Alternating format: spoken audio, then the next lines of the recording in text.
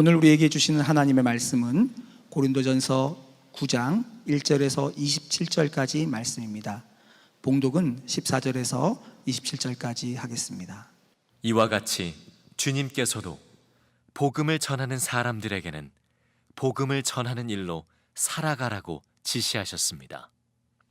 그러나 나는 이런 권리를 조금도 행사하지 아니하였습니다.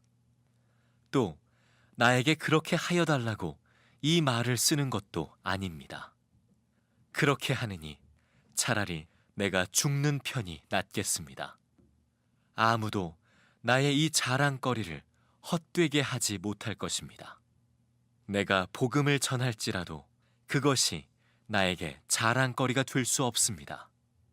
나는 어쩔 수 없이 그것을 해야만 합니다. 내가 복음을 전하지 않으면 나에게 화가 미칠 것입니다.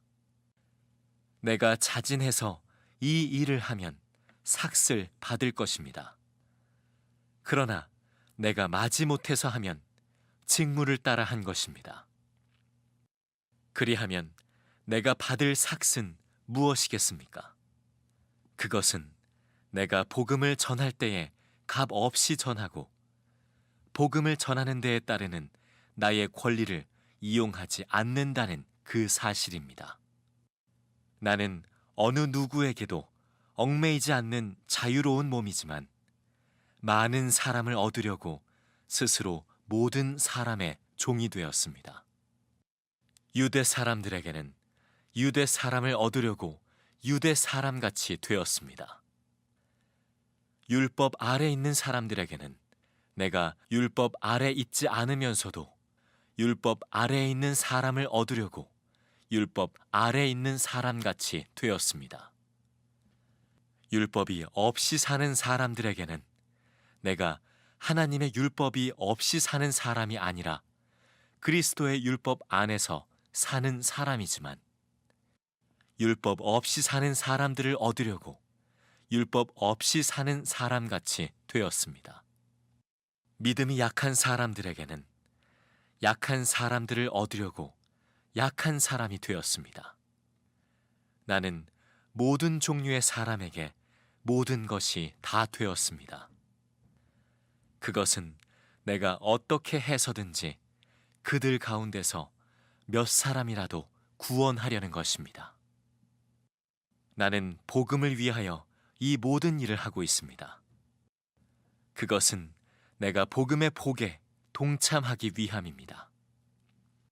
경기장에서 달리기 하는 사람들이 모두 달리지만 상을 받는 사람은 하나뿐이라는 것을 여러분은 알지 못합니까? 이와 같이 여러분도 상을 받을 수 있도록 달리십시오. 경기에 나서는 사람은 모든 일에 절제를 합니다. 그런데 그들은 썩어 없어질 월계관을 얻으려고 절제를 하는 것이지만 우리는 썩지 않을 월계관을 얻으려고 하는 것입니다. 그러므로 나는 목표 없이 달리듯이 달리기를 하는 것이 아닙니다. 나는 허공을 치듯이 권투를 하는 것이 아닙니다. 나는 내 몸을 쳐서 굴복시킵니다. 그것은 내가 남에게 복음을 전하고 나서 도리어 나 스스로는 버림을 받는 가련한 신세가 되지 않으려는 것입니다. 아멘. 하나님의 말씀입니다. 자리에 앉으시겠습니다. 참 쉽지 않은 때를 보내고 있지만 이런 어려운 때가 되면 한 가지 유익한 것이 있습니다. 그것은 진정으로 예수 믿는 사람이 누구인지가 분명하게 구분되어 드러난다는 겁니다. 한마디로 말하면 진짜와 가짜가 갈라지는 거죠. 편안할 때는 다 그저 예수 잘 믿는 것 같지만 어려운 문제에 부딪혀 보면 예수 믿는 사람, 진짜 예수님을 믿은 것은 아닌 사람이 갈라집니다. 사도 바울은 참 귀한 사도이지만 거짓 교사들이 사도 바울을 모함하고 사도 바울을 비난하는 일이 있었습니다. 한마디로 말해서 사도 바울이 가짜라는 거죠. 심지어 사도 바울이 2년 동안이나 고린도 교회에 그렇게 헌신적으로 자기의 생명을 주다시피 복음을 전하고 그렇게 교회를 세웠는 그 고린도 교회 교인들조차도 사도 바울이 혹시 가짜 아닌가 그렇게 의심하는 이들도 있었습니다. 자, 이런 상황에서 사도 바울이 자기 자신이 진정한 사도라는 사실을 변호하는데 고린도전서 9장에는 두 가지 내용을 가지고 자기의 사도가 진실함을 그가 변호합니다. 그 첫 번째가 사도 바울이 고린도 교회에서 아무런 삭슬 받지 않고 어떤 사례비도 받지 않고 친히 장막 만드는 그런 직업을 가지고 그것으로 벌어 먹으면서 복음을 전했다. 그 사실을 사도 바울이 첫 번째로 말씀을 합니다. 사도 바울에게 사도로서의 권한, 베드로처럼 아내도 데리고 그렇게 살 수 있는, 가족을 부양할 수 있는 그런 책임, 교회가 넉넉히 뒷받침해 줄 수 있어야 하는 거죠. 그리고 복음만 전하기 위해서 다른 직업을 가지지 않을 수 있는 권리, 사도니까 사도 바울도 그런 권한이 있는 거죠. 6절에서 이렇게 말합니다. 나와 바나바에게만은 노동하지 않을 권리가 없단 말입니까? 11절에 우리가 여러분에게서 영적인 것으로 씨를 뿌렸으면 여러분에게서 물질적인 것으로 거둔다고 해서 그것이 지나친 일이겠습니까? 사도 바울도 사도이기 때문에 얼마든지 고린도 교회에서 사례를 받고 살 수 있지만 사도 바울은 그런 권한을 스스로 포기했다는 것입니다. 12절에 그러나 우리는 이런 권리를 쓰지 않았습니다. 사도 바울이 이렇게 한 것은 고린도 교회가 이제 개척된 아주 약한 교회였기 때문에 사역자에 대한 사례비를 부담하고 생활을 책임지게 될 때 복음을 받아들이는데 혹시 걸림돌이 되지 않을까? 사도 바울이 그렇게 생각해서 스스로 그 권리를 포기했다는 겁니다. 사도 바울이 원하는 것은 어떤 대우를 받는 것이 아니고 전적으로 복음이 전해지기만을 갈망했던 겁니다. 사도 바울은 자기가 복음을 전하지 않으면 그것이 자기에게 화가 될 것이라고 생각했습니다. 16절에 내가 복음을 전하지 않으면 나에게 화가 미칠 것입니다. 여러분, 코로나19 치료제가 되는 어떤 물질을 누군가가 알게 됐다고 합시다. 그런데 그가 그것을 다른 사람에게 알리지 않으면 그가 사실 죄를 짓는 거죠. 여러분, 코로나19 치료제가 더 중요할까요? 한 사람의 영혼을 영원히 구원하는 복음이 중요할까요? 비교가 안 되는 것입니다. 그러므로 사도 바울이 내가 복음을 알게 되고 그리고 구주이신 예수님을 내가 알게 되었는데 그것을 전하지 않으면 내게 화가 있을 것이라고 생각을 했던 겁니다. 자, 이것이 사도 바울이 진짜 사도라는 첫 번째 증거라는 겁니다. 삶을 보면 알 수 있는 거죠. 아, 이 사람이 진짜 복음을 전하는 사도구나. 두 번째, 사도 바울이 자기의 사도성을 변호하는 이유가 자기가 한 사람이라도 더 구원하려고, 한 영혼이라도 더 건지려고 자기 권리와 자유를 다 포기하고 모든 사람의 종이 되었다는 것입니다. 19절에 나는 어느 누구에게도 얽매이지 않는 자유로운 몸이지만 많은 사람을 얻으려고 스스로 모든 사람의 종이 되었습니다. 그래서 사도 바울은 유대인들 중에 누군가를 구원하려고 유대인처럼 되었고 율법 아래에 있는 사람에게는 자기도 율법 아래에 있는 사람처럼 그렇게 살았고 율법 없는 이방인들에게는 자기도 율법 없는 사람처럼 살았다는 거예요. 믿음이 약한 사람, 그들 중에 누군가를 구원하려고 자기도 약한 사람이 되었다는 겁니다. 그래서 모든 사람에게 그들에게 맞추어 살았다는 겁니다. 그래서 그 중에서 누구라도 구원할 수 있었으면 좋겠다는 거죠. 이것이 사도 바울이 진짜 사도라는 증거입니다. 그 열매를 보면 아는 거죠. 지금도 진짜 예수 믿는 사람은 누군가?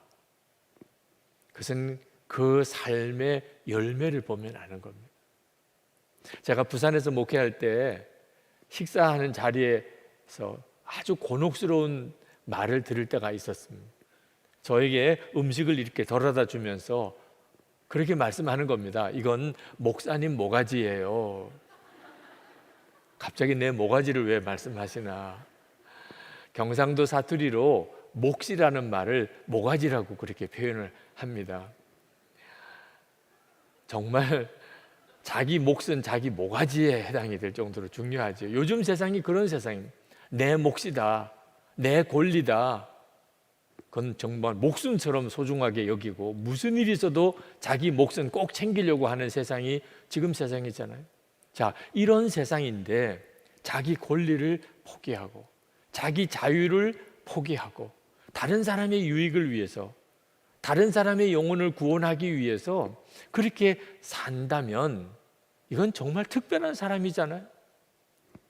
예수 믿는 사람이 바로 그런 사람이라는 겁니다.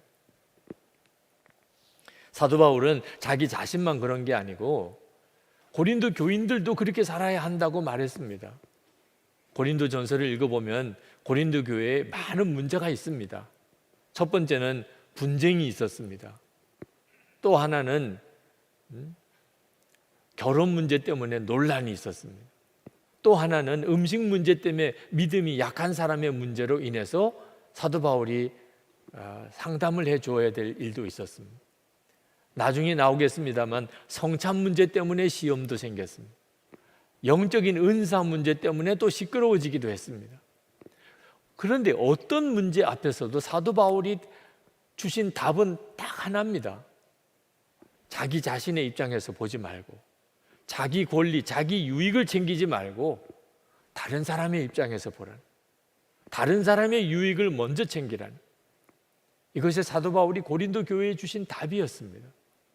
여러분, 누구든지 자기 권리, 자기 유익, 나 행복하게 해달라는 요구를 다 버리고 어떻든지 다른 사람을 위해서, 다른 사람의 입장에서, 다른 사람의 유익을 위해서 그렇게 살게 되면 가정 문제 해결 안 될 문제 없습니다. 교회 안에 시험될 일 없습니다. 우리가 일터에서, 직장에서 어떤 문제를 만나든지 다 풀어낼 수 있습니다. 모든 문제의 유일한 답입니다. 사도 바울은 예수 믿는 사람은 그리해야 된다는 겁니다. 그리고 사도 바울이 그렇게 살았습니다. 그러나 사도 바울이 이처럼 자기 권리를 포기하는 것을 무거운 짐으로 여기지 않았습니다. 사도 바울은 그것을 자기의 자랑거리라고 했습니다. 사도 바울은 그것이 하나님 앞에서 받을 자기 상급이라고 그렇게 표현했습니다. 15절에 아무도 나의 이 자랑거리를 헛되게 하지 못할 것입니다. 18절에 보면 그리하면 내가 받을 삭은 무엇이겠습니까? 그것은 내가 복음을 전할 때에 값없이 전하고 복음을 전하는 데에 따르는 나의 권리를 이용하지 않는다는 그 사실입니다. 하나님 앞에 섰을 때 하나님, 저는 복음을 전하면서 어떤 삭을 받지 않았습니다. 하나님, 저는 복음을 전하기 위해서 내 권리를, 내 자유를 다 포기했습니다. 저는 오직 영원히 구원받는 것을 위해서 그 사람의 종이 되었습니다. 그렇게 보고할 수 있다는 것은 얼마나 황홀한 일입니까? 그때 하나님께서 그래, 내가 다 알아. 너 정말 수고 많았구나. 만약에 하나님이 그렇게 말씀하신다면 이보다도 더 놀라운 복이 어디 있겠느냐, 이보다 더 황홀한 일이 어디 있겠느냐는 것입니다. 사도 바울에게 있어서 이것은 지극히 작은 것을 버리고 자기 권리, 자기 유익, 자기 행복을 추구하는 것, 지극히 작은 것이라는, 말할 수 없이 놀라운 은혜, 말할 수 없이 놀라운 복, 그 상급, 복음을 위해서 내가 내 권리를 다 포기했다고 하는 사실. 사도 바울은 그렇게 믿었습니다. 이것을 복음의 복이라고 그렇게 표현을 했습니다. 23절에 나는 복음을 위하여 이 모든 일을 하고 있습니다. 그것은 내가 복음의 복에 동참하기 위한 것입니다. 하나님의 나라가 이 땅에 임했을 때, 그 복음이 정말 영화롭게 될 때, 자기의 모든 권리를 다 포기하고 그 복음을 위해서 살았던 사람이 받을 복, 그게 복음의 복이라는 것이죠. 그러므로 사도 바울은 자기 자신도 그렇게 살았지만 고린도 교인들에게 당신들이 바로 이 귀중한 것을 위해서 달려가듯이 그렇게 살라고 권했습니다. 24절에 경기장에서 달리기 하는 사람들이 모두 달리지만 상을 받는 사람은 하나뿐이라는 것을 여러분은 알지 못합니까? 이와 같이 여러분도 상을 받을 수 있도록 달리십시오. 사도 바울만 그렇게 산 게 아닙니다. 지난 2000년 기독교 역사를 보면 정말 자기 자신의 권리를 다 포기하고 하나님 앞에서 받을 상을 위해서 달려간 사람들이 얼마나 많은 줄 아십니까? 웩이라고 하는 아주 훌륭한 선교단체가 있는데 그 선교단체를 설립하신 분이 C.T. 스터드라는 선교사님입니다. 그는 영국에서 대단히 부유한 사람이었어요. 엄청난 재산을 물려받은 사람이에요. 그리고 대단히 성공한 사람입니다.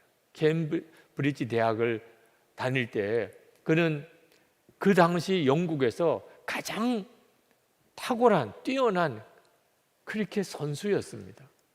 요즘으로 말하면 재산도 많고 또 운동도 잘하는 아주 인기인 중에 인기인이었습니다.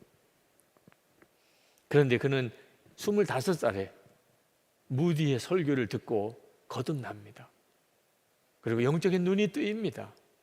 그리고 자기 유산을 다 선교를 위해서 다 헌신해 버립니다. 그리고 자기는 중국 선교사로 갑니다. 유명한 케임브리지의 7인 중에 한 사람이 바로 이 스터드 선교사입니다. 그가 중국에 가서 선교하면서 10년이 지난 다음에 건강을 상했습니다. 할 수 없이 영국으로 돌아와서 요양을 하게 되었는데 몸이 회복이 되니까 그는 다시 인도로 갔습니다. 인도에서 6년을 사역을 하다가 또 몸이 안 좋아서 다시 영국으로 돌아와서 몸을 추스리고 그리고는 다시 건강이 회복되고 그리고는 아프리카 콩고로 갔습니다. 콩고에서 18년 동안을 사역을 하고 은퇴를 했습니다. 1957년에 웩 선교회 총재를 지냈던 노르만 그럽 선교사가 스터드의 전기를 썼습니다. 그 스터드의 전기에 스터드가 어린 시절에 살았던 집이 사진이 거기에 실려 있습니다. 엄청나게 큰 저택입니다. 근데 그 옆에 아주 조그만 또 하나의 사진이 있는데 그 사진은 겨우 지붕을 그냥 덮은 그저 방 한 칸짜리 오두막집, 나무로 만든 오두막집입니다. 그 집이 바로 스터드 선교사가 아프리카 콩고 선교사로 있을 때 살던 집이었습니다. 비교가 안 되는 집이 두 사진이 함께 실려져 있었습니다. 여러분, 스터드 선교사는 아주 불쌍한 사람이죠. 예수 믿고 아주 쫄딱 망한 사람이죠. 스터드 선교사는 정말 예수 믿고 수지 맞은 사람이에요. 그는 가장 영화로운 사람입니다. 어떻게 스터드 선교사가 그런 삶을 살 수 있었습니까? 이 세상이 전부가 아니라는 걸, 하나님의 나라가 있다는 사실을 그는 정말 분명히 믿은 겁니다. 여러분, 이제 우리 스스로에게 한번 질문해 봐야 됩니다. 나도 사도 바울처럼 또는 C.T. 스터드 선교사처럼 내 권리, 내 유익을 다 포기하고 진짜 하나님의 나라, 거기서 받을 상급을 위해서, 복음을 위해서, 영혼을 구원하는 일을 위해서 내가 다른 사람의 종처럼 그렇게 나는 살고 있는 건가? 만약에 그렇지 않다면, 그렇게 말할 수 없다면 도대체 사도 바울과 또 스터드 선교사가 믿는 그 예수님은 누구며 내가 믿는 예수님은 도대체 누구인가? 어떻게 같은 예수님을 믿는데 이렇게 다를 수 있는가? 질문해 봐야 됩니다. 여러분, 에서가 팥죽 한 그릇에 장자권을 팔아버립니다. 어떻게 그렇게 할 수 있을까 싶은 생각이 들 정도입니다. 평소에 에서의 마음속에 장자권에 대해서 소중하게 여기는 생각이 없었기 때문입니다. 아니, 그 장자권이 뭐가 나에게 중요해? 그러니까 배가 고팠을 때 동생 야곱이 팥죽을 끓이는데 그 야곱이 팥죽 한 그릇 줄까? 그 당장 줘. 그러면 형, 그 장자권 나한테 팔아. 그때 에서가 그래, 가져가. 지금 배고픈데 당장 팥죽 한 그릇이 중요하지 장자권 그게 뭐 중요하겠어. 늘 그렇게 생각했었기 때문에 그렇게 장자권을 팔아버린 거예요. 여러분, 우리도 진짜 예수님 한 분이면 충분합니까? 들어본 게 아니고 그렇게 말해본 것도 아니고 정말 그렇게 생각하고 살았느냐 하는 겁니다. 나는 죽고 예수로 사는 것이 진짜 복음입니까? 정말 그렇게 생각한다면 여러분은 에서처럼은 살지 않을 겁니다. 그렇지만 평소에 사는 동안에 예수님 한 분만으로 어떻게 살아? 어떻게 나는 죽고 예수로 살 수 있어? 세상에 원하는 것도 많고 바라는 것도 많고 꿈꾸는 것도 많고 그런 사람은 결국은 에서처럼 살게 됩니다. 귀한 것이 주어져도 귀하게 진짜 믿고 여기지 않으면 다 잃어버리게 됩니다. 사도 바울은 자기 자신도 그럴 가능성이 있다는 걸 알았습니다. 육신을 가지고 살았기 때문에. 육신의 욕구를 따라 세상의 유혹을 따라 가다 보면 진짜 중요한 정말 귀한 상급 그걸 다 잃어버릴 수도 있을 줄 알기 때문에 그는 자기의 몸을 쳐서 복종시켰다. 그 육신의 욕구에 대하여 마치 자기 몸을 쳐서 복종하는 것처럼 그렇게 자기는 주님과 동행했다는 거예요. 27절에 이렇게 말합니다. 나는 내 몸을 쳐서 굴복시킵니다. 그것은 내가 남에게 복음을 전하고 나서 도리어 나 스스로는 버림받는 가련한 신세가 되지 않으려는 것입니다. 저는 한 번은 꿈속에서 하나님 앞에 가는 꿈을 꾼 적이 있습니다. 지금도 그 꿈 내용이 생생한 것 보면 그건 정말 하나님이 주신 꿈이었습니다. 그런데 너무너무 두려웠습니다. 제가 목사로서 열심히 목회는 했지만 그 하나님 앞에 간다고 할 때 왜 그렇게 두려웠나? 결국은 나의 유익을 위해서만 살았구나. 그렇게 생각이 들었기 때문에 목사의 일을 하는 것도 열심히 설교 준비하고 그렇게 내가 사역을 하는 것도 다 결국은 내 유익을 위한 것이구나. 하나님을 위해서 산 게 진짜 뭐가 있냐? 하나님을 위해서 내 권리, 내 자유, 내가 누릴 수 있는 행복을 포기해 버린 게 정말 뭐가 있는가? 생각나는 게 특별히 없었습니다. 너무 감사한 것은 그게 꿈이었다는 거죠. 깨고 난 다음에 이게 꿈이었던 게 얼마나 감사한지. 옆에는 아내가 자고 있었고 큰 아이가 있었고 그러나 하나님께 정말 기도하고 싶었어요. 그래서 거실로 나와서 하나님께 드렸던 제일 첫 번째 기도가 하나님, 이제부터는 제 유익을 구하지 않겠습니다. 그 기도였습니다. 여러분, 사람이 본능적으로 다 자기 유익을 구하잖아요. 부부 사이에도 부모 자녀 사이에도 우리가 목사가 되어서 교회 일을 할 때도 우리 속에서 끊임없이 내 유익을 생각하게 하잖아요. 근데 내 유익을 구하지 않겠다고 그렇게 하나님 앞에 고백할 수 있었던 것은 하나님 앞에 가는 꿈을 꾸었기 때문에, 정말 상상이 안 되는 세계를 보았기 때문에. 유럽에 램버린의 천사라는 말을 듣는 여인이 한 사람 있었습니다. 메리안 프레민저라고 하는 여인입니다. 그분은 1913년 헝가리에서 귀족의 딸로 태어났습니다. 집도 엄청나게 크고 많고 수많은 하녀, 하인들이 있고 개인적인 가정교사, 개인적인 또 차량 운전자, 심지어 어디 여행을 갈 때는 자기 친구를 다 가지고 여행을 갔습니다. 다른 사람이 쓰던 친구 속에 들어가고 싶지 않다는, 그럴 수 있을 정도로 그는 엄청난 부자였고 그리고 자존심이 강한 귀족이었습니다. 그가 18살 때 비인에서 유학을 하다가 만난 아주 인물이 잘생긴 의사와 결혼을 했습니다. 그러나 1년 만에 이혼을 했습니다. 그리고 그녀는 배우가 되었습니다. 그리고 영화 감독인 남편을 만나서 결혼을 했습니다. 그리고 미국 영화계의 그 화려함 속에, 그 미국 영화계의 그 쾌락의 세계 속에서 그는 푹 빠져 살았습니다. 그러나 결국 그 영화 감독과도 이혼을 하게 됩니다. 그리고 다시 유럽으로 건너와서 유럽의 사교계의 여왕으로 군림을 합니다. 그랬던 여인이었어요. 근데 1948년 아프리카에서 사역하던 슈바이처 박사를 만나게 됩니다.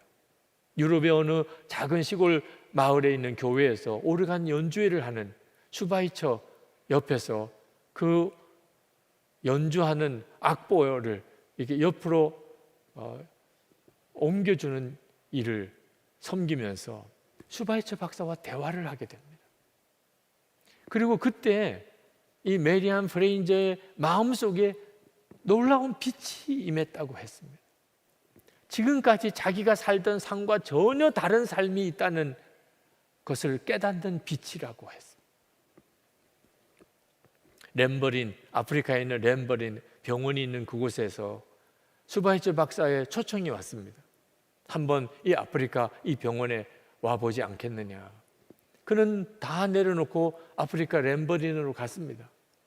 거기서 슈바이처 박사가 사역하는 것을 옆에서 지켜보면서 이 여인이 완전히 삶이 바뀌어버렸습니다. 유럽의 아주 귀족 중에 귀족이고 유럽 사교계의 여왕 노릇을 하던 이 여인이 아프리카 흑인의 종이 되었습니다. 환자들을 씻기고 그들을 위해서 음식을 만들고 그리고 나 환자들을 위해서 음식을 먹여주고 그는 정말 그렇게 살았습니다. 그가 쓴 자서전 모든 것이 내가 원했던 것이었다. 그 책 속에서 슈바이처가 한 말을 인용을 합니다. 이 세상에는 두 종류의 사람밖에 없다는 것. 하나는 돕는 사람이고 하나는 돕지 않는 사람이었다. 근데 자기는 돕지 않는 사람이었는데 이제는 자기가 돕는 사람의 삶을 살게 됐다는 것. 그리고는 세상에서 가장 행복한 사람이 되었다고 그가 그 책 속에서 그렇게 쓰고 있습니다. 자기 권리를 포기하고 다른 사람의 유익을 위해서 사는 것, 이것은 가장 행복한 삶이라는 거예요. 여러분 이해가 되십니까? 여러분은 정말 이렇게 살 수 있습니까? 아유, 그런 사람이 그저 몇이나 되겠어요. 그렇지 않습니다. 우리가 예수를 믿으면 누구나 다 그렇게 살 수 있습니다. 예수님은 우리에게 자기 권리를 다 포기하고 자기 자유도 다 버리고 다른 사람의 유익을 위해서 살고 다른 사람의 종이 되어서 살기를 노력하라 이렇게 말씀하지 않으셨어요. 그건 불가능한 일. 주님은 말씀하십니다. 너희가 내 안에 거하면 너희들은 자기 권리를 다 포기하고 다른 사람의 종이 되어서 살 것이다. 그렇게 살게 된다는 겁니다. 그래서 사도 바울은 예수를 믿는 고린도 교인들에게, 예수를 믿는 빌립보 교인들에게 말합니다. 예수님 안에 거하라. 빌립보서 2장 5절에 너희 안에 이 마음을 품으라 곧 그리스도 예수의 마음이니. 도대체 예수님의 마음이 어떤 것이길래 예수님의 마음을 품으라고 한 것일까요? 6절부터 보면 그는 근본 하나님의 본체시나 하나님과 동등됨을 취할 것으로 여기지 아니하시고 오히려 자기를 비워 종의 형체를 가지사 사람들과 같이 되셨고 사람의 모양으로 나타나사 자기를 낮추시고 죽기까지 복종하셨으니 곧 십자가에 죽으십니다. 예수님이 그렇게 하신 거예요. 자기의 권리를 다 포기하시고 우리를 구원하려고, 우리를 살리시려고 사람이 되셨어요. 가장 낮은 곳으로, 그리고 죽기까지 복종하셨습니다. 그래서 십자가에 죽으셔서 저와 여러분이 구원받은 거죠. 그 예수님이 지금 우리 안에 계십니다. 예수님이 우리 안에 거하신다는 것만 만족하지 말고 그 예수님의 마음을 품으라는 거예요. 그러면 예수님처럼 살지 않을 사람이 어디 있겠느냐는 것입니다. 여러분, 예수님의 마음을 품고 예수님처럼 사는 것이 우리의 삶의 모든 문제의 답입니다. 사도 바울은 빌립보서 3장 8절에서 그가 예수 그리스도를 만난 후에 모든 것을 다 해로 여겼다고 그랬어요. 그것은 예수 그리스도를 아는 지식이 가장 귀한 것임을 깨달았기 때문입니다. 그리고 9절에 가서는 그는 자기에게 유익하던 것을 다 배설물처럼 버렸다고 그랬습니다. 그것은 예수 그리스도를 알고 그리고 예수님 안에 있는 자로 인정받고 싶었기 때문이라고 그랬습니다. 저는 처음에 이 말씀을 읽을 때 저도 사도 바울처럼 될까 봐 두려웠습니다. 이게 잘못하다간 모든 걸 다 해로 여기고 다 배설물처럼 버릴 수밖에 없게 되는 거 아니야? 참 걱정도 팔자입니다. 바보 같은 생각을 했던 거죠. 그런데 하나님께서 저에게 이 성경을 읽는 정확한 분별력을 주셨습니다. 아니, 이 세상에 있는 모든 것을 다 해로 여기고 유익하던 걸 다 배설물처럼 그렇게 버려질 정도로 그렇게 예수님이 좋으시단 말이야. 저는 목사의 아들로 어려서부터 예수를 믿었지만 예수님을 그렇게 알지 못했습니다. 도대체 내가 아는 예수님과 사도 바울이 만난 그 예수님은 어떻게 이렇게 차이가 나는 거지? 그때부터 제 마음속에는 이것이 열망이 되었습니다. 나도 사도 바울이 만났던 그 예수님을 만나고 싶다.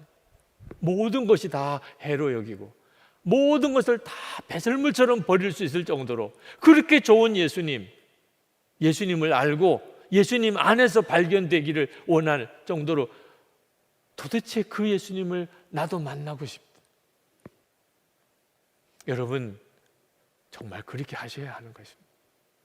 지금 힘들다, 어렵다 말들 많이 하지만 사실 지금이야말로 우리가 예수님을 진짜 제대로 믿어야 될 때입니다. 우리가 예수님을 정말 제대로 믿으면 그래서 자기 권리, 자기 자유, 내가 추구하는 행복까지 다 포기하고 다른 사람의 유익을 위해서 그 사람이 정말 복음을 듣고 구원받는 것을 위해서 그렇게 살 수 있을 정도로 우리가 예수님을 그렇게 믿으면 가정 문제 해결 안 될 가정 없습니다. 교회 문제 해결 안 될 교회 없습니다. 능히 우리가 세상을 다 변화시킬 수 있습니다. 사랑하는 교회 여러분, 이것은 우리 모두에게 허락하신 하나님의 은혜입니다. 정말 예수님을 바라보시기 바랍니다. 예수님 때문에 우리의 죄가 다 사함받았고 하나님의 사랑하는 자가 되었고 우리 안에 예수님께서 오셔서 우리와 영원히 동행하시고 이제는 더 이상 나 자신의 문제 때문에 걱정하고 근심할 것이 없고 좋으신 아버지 하나님께서 나에게 말할 수 없는 유산을 나에게 주시고 영원한 하나님 나라의 상급이 주어져 있는데 세상 것 연연하고 내 것, 내 목 그거 차지하려고 아둥바둥할 이유가 없는 것입니다. 오직 다른 사람을 위해서 살 수 있는 축복이 얼마나 놀라운 것인지 아십니까? 이제 우리 같이 기도합시다. 오늘 하나님께서 우리에게 주시는 주의 말씀은 고린도전서 10장 1절에서 22절까지의 말씀입니다. 봉독은 12절부터 봉독하겠습니다. 그러므로 서 있다고 생각하는 사람은 넘어지지 않도록 조심하십시오. 여러분은 사람이 흔히 겪는 시련 밖에 다른 시련을 당한 적이 없습니다. 하나님은 신실하십니다. 여러분이 감당할 수 있는 능력 이상으로 시련을 겪는 것을 하나님은 허락하지 않으십니다. 하나님께서는 시련과 함께 그것을 벗어날 길도 마련해 주셔서 여러분이 그 시련을 견디어낼 수 있게 해주십니다. 그러므로 나의 사랑하는 여러분, 우상 숭배를 멀리 하십시오. 나는 지각 있는 사람들에게 말하듯이 말합니다. 내가 하는 말을 판단하십시오. 우리가 축복하는 축복의 잔은 그리스도의 피에 참여함이 아닙니까? 우리가 떼는 빵은 그리스도의 몸에 참여함이 아닙니까? 빵이 하나이므로 우리가 여럿일지라도 한 몸입니다. 그것은 우리가 모두 그 한 덩이 빵을 함께 나누어 먹기 때문입니다. 육신상의 이스라엘 백성을 보십시오. 재물을 먹는 사람들은 그 제단에 참여하는 사람이 아닙니까? 그러니 내가 무엇을 말하려는 것입니까? 우상은 무엇이고 우상에게 바친 제물은 무엇입니까? 아무것도 아닙니다.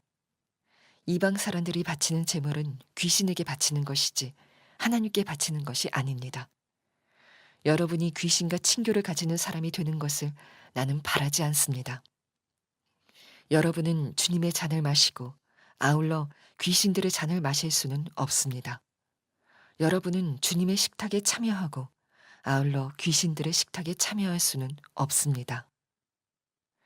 우리가 주님을 질투하시게 하려는 것입니까? 우리가 주님보다 더 힘이 세다는 말입니까? 아멘. 하나님의 말씀입니다. 자리에 앉으시겠습니다. 오늘 교회 나와서 함께 예배하는 여러분들을 진심으로 축복합니다. 생방송으로 또 부속실에서 예배하시는 여러분들에게도 오늘 주의 은혜가 충만하시기를 원합니다. 코로나19 확산이 좀처럼 이렇게 사그러들지 않습니다. 어떻게 생각하면 아주 정말 진이 빠질 정도로 이런 긴장 상태가 언제까지 가야 될까 하는 그런 답답함이 있습니다. 또 경제적인 어려운 문제에 대한 소식도 계속 들려옵니다. 여간 우리를 두렵게 하는 문제가 많은 것이 아닙니다. 그러나 하나님은 오늘 말씀을 통해서 우리가 정말 두려워해야 할 것은 코로나19 확산도 또 경제적인 어려움도 아니고 우리 안에 악을 좋아하는 죄의 본성이라고 말씀하고 계신 것을 깨닫습니다. 오늘 그 말씀을 여러분들과 좀 나누려고 합니다. 우리가 정말 두려워해야 하는 것. 이따금 제가 입에 담기도 참 민망할 정도로 목회자의 스캔들이 뉴스가 되는 경우가 생깁니다. 그때마다 견딜 수 없는 수치감, 또 어떤 두려움을 느낍니다.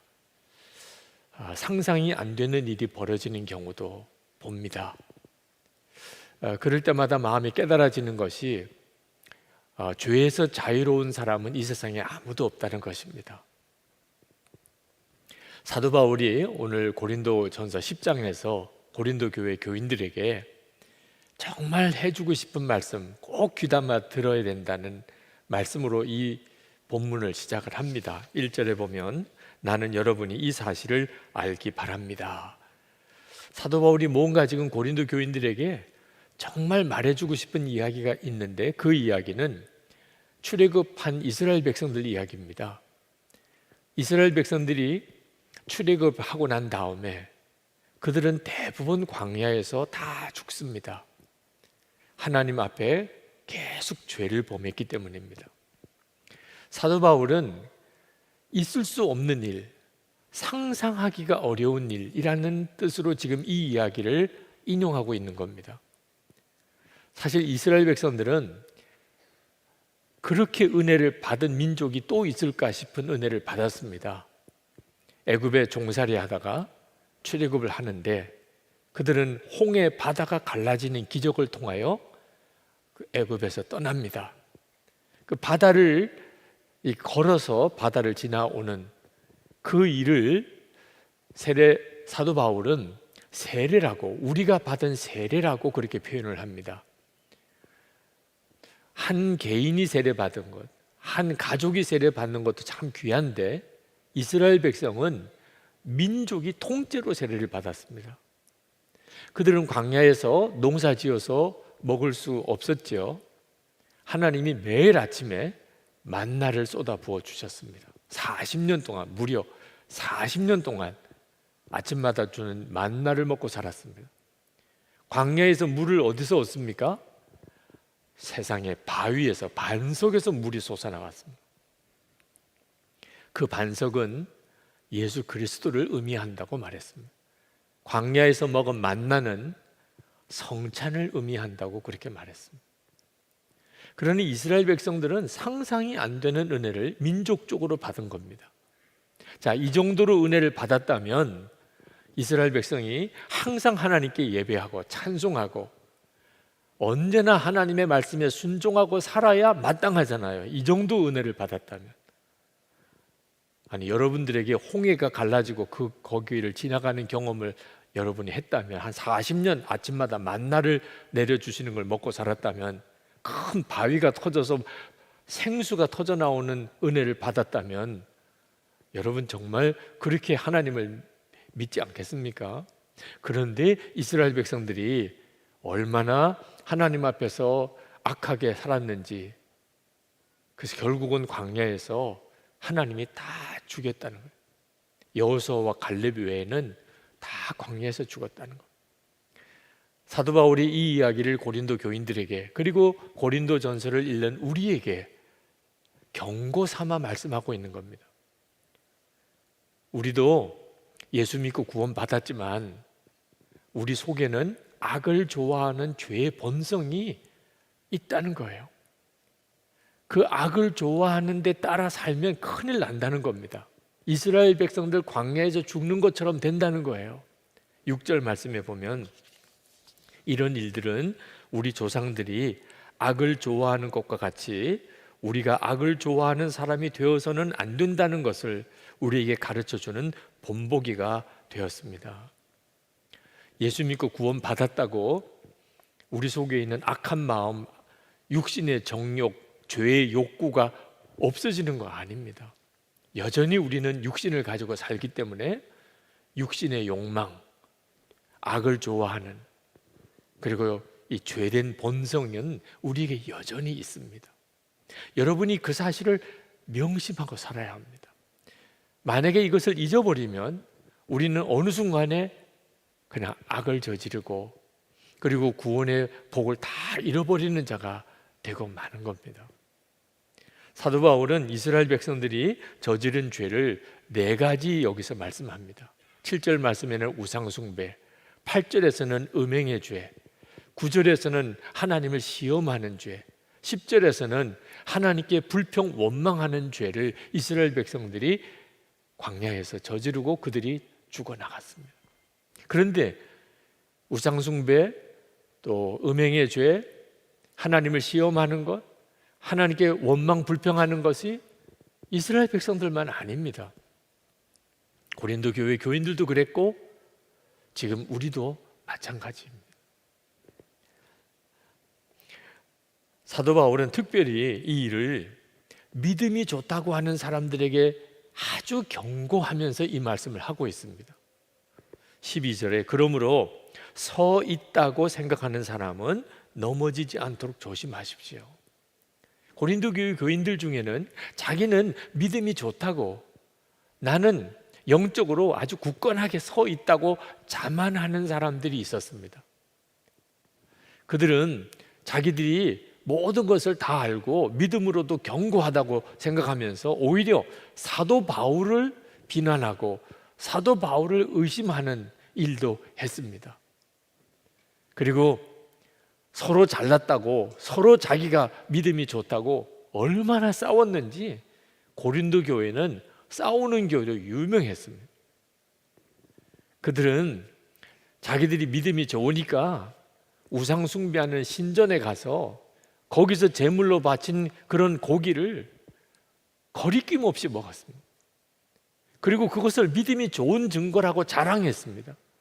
믿음이 연약한 사람들은 그걸 보고 엄청난 시험에 사로잡혀 있었어요. 심지어는 세상 사람들도 하지 않는 그런 아주 음행을 저지르는 교인들을 용납했습니다. 예수 믿으면 된 거지 뭐. 예수 믿으면 모든 죄 사함 받는데, 그러면서 그들은 스스로가 자기가 믿음이 좋다고 생각을 하고 있었어요. 자기들 속에 이 악을 좋아하는 죄의 본성이 자기들에게도 있다는 사실을 그들은 인정하려고 하지 않았습니다. 사도 바울은 그런 영적인 교만 때문에 그들이 무너질 것이라고, 이스라엘 백성들처럼 될 것이라고 경고하고 있는 겁니다. 예수님께서 요한계시록에서 4대 교회에 대하여 책망하실 때 이런 말씀을 하셨습니다. 내가 내 행위를 아노니 내가 살았다 하는 이름은 가졌으나 죽은 자로다. 여러분, 살았다 하는 이름을 가졌다는 것을 주목해야 됩니다. 여러분이 예수 믿는 성도지요, 살았다 하는 이름을 가지고 있는 거예요. 목사, 성도도 참 귀한데 거기에 목사가 되었다. 진짜 이건 살았다는 이름을 가진 거죠. 장로, 권사, 집사, 속장, 교회학교 교사, 성가대 대원, 예배 안내위원, 다 정말 살아있다는 이름을 가지고 있는 겁니다. 그런데 주님은 내가 실상은 죽은 자라. 그런 일이 있을 수 있다는 사실을 여러분이 분명히 명심해야 합니다. 살았다고 하는 이름은 가지고 있지만, 다시 말하면 이렇게 서 있다고 스스로 생각하지만 넘어질까 조심하라. 정말 조심해야 하는 것입니다. 여러분, 다윗처럼 그렇게 믿음이 좋은 사람, 하나님의 마음에 합한 사람이 또 있을까요? 그런데 그 다윗이 어떤 죄를 지었는지 여러분도 아시잖아요.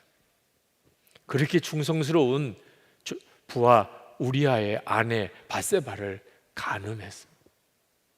그리고 그 충성스러운 우리아를 살인 교사를 해서 전쟁터에서 아주 오지에 험한 곳에 내보내서 죽게 만들었습니다. 그런 죄를 지은 사람이 다윗이에요. 그런데도 다윗은 자기가 그런 죄를 지었다는 것에 대한 아무런 가책이 없었습니다. 하루는 하나님께서 나단 선지자를 다윗에게 보냈습니다. 나단 선지자가 다윗에게 가서 내가 참 기가 막힌 사람을 보았습니다. 다윗이 어떤 사람이길래 그러냐? 그 사람은 아주 부자인데 양과 소가 많습니다. 그런데 그 사람 옆집에 아주 가난한 사람이 한 사람이 있는데 그 사람은 암양 한 마리 기르는 사람, 딸처럼 여기는 암양 한 마리가 있었습니다. 어느 날 이 부잣집에 손님이 왔는데 자기 집에 양과 소가 그렇게 많으면서도 이 가난한 집에 딸처럼 여기는 암양을 잡아서 손님 대접을 하는 사람이 있더라고요. 그때 그 말을 듣고 다윗이 얼마나 소리 지르고 화를 냈는지. 사무엘하 12장 5절에 여호와의 사심을 가리켜 맹세하노니 이 일을 행한 사람은 마땅히 죽을 자라. 지금 자기 보고 하는 이야기인 줄 전혀 깨닫지 못한 그런 이 예화에 비하여 자기가 지은 죄는 말할 수 없이 큰 죄인데도 그 사람 마땅히 죽을 자라 이렇게 화를 내는 게 사람이라니까요. 자기가 악을 좋아하는 죄의 본성을 가지고 있다는 사실을 분명히 명심하고 있으면 남에 대해서 이렇게 말할 수 있나요? 내가 악을 좋아하는 죄의 본성을 여전히 가지고 있다. 그 점을 명심하는 사람은 다른 사람 말 못합니다. 우리가 어떤 사람이 죄를 짓는 걸 보고 쉽게 이렇게 말합니다. 어떻게 저렇게 나쁜 짓을 할 수가 있어? 마치 자기는 전혀 그런 죄를 짓지 않는 사람인 것처럼. 그러다가 자기가 죄를 짓고 나면 또 어떻게 이야기합니까? 나는 내가 그런 죄를 지을 가능성이 있다는 걸 전혀 몰랐어요. 사람이 자기가 얼마나 무서운 존재가 될 수 있는지를 인정하려고 하지 않습니다.